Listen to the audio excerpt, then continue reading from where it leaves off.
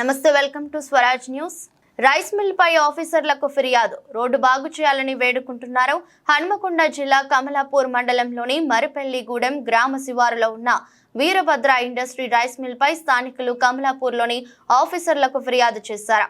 Rice mill కు వచ్చిపోయే భారీ వాహనాలతో ప్రధాన రహదారి అధ్వానంగా తయారై రాకపోకలకు ఇబ్బందులు కలుగుతుందని, బస్సులు పోలేని పరిస్థితి దాపురించిందని, వెంటనే చర్యలు చేపట్టాలని తహసీల్దార్ మాధవికి, ఎంపీడీఓ గుండేపు బాబుకి స్థానికులు ఫిర్యాదు చేశారు.